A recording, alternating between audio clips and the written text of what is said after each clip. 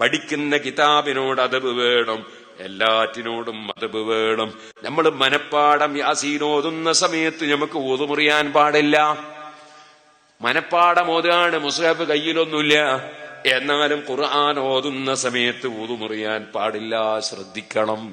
പള്ളിയിൽ ഇത്തികാഫിരിക്കുമ്പോൾ വുദു പാടില്ല. പള്ളിയോട് അദബ് കേടാണ്. മുറിയണമെന്ന് തോന്നുന്നുണ്ടോ പള്ളിയിൽ നിന്ന് ഇറങ്ങിപ്പോകണം. പള്ളിയിൽ നിന്ന് വുദു പാടില്ല. സുഹൃത്തുക്കളെ, ഓരോന്നിനും ഓരോ സ്ഥലത്തും അദബുകളുണ്ട്. ആ അദബ് പാലിച്ചുകൊണ്ടാണ് നമ്മൾ പഠിച്ച ഇൽമ് പ്രയോഗവൽക്കരിക്കേണ്ടത്.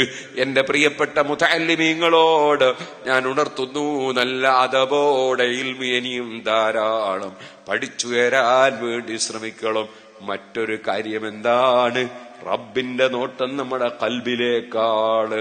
ഖൽബ് അല്ലാഹുവിനെ ഭയപ്പെടുന്ന ഖൽബാകണം. ആരും കാണുന്നില്ലെങ്കിലും റബ്ബ് കാണുന്നുണ്ട്. ആരും രേഖപ്പെടുത്തുന്നില്ല, ഒരു CCTVയും ഇല്ലെങ്കിലും റഖീബ് അതീദിന്റെ ടിവിയുണ്ട്. റഖീബ് അതീദ് രേഖപ്പെടുത്തുന്നുണ്ട്. ആ ഓർമ്മയിൽ നമ്മുടെ ജീവിതം നയിക്കണം.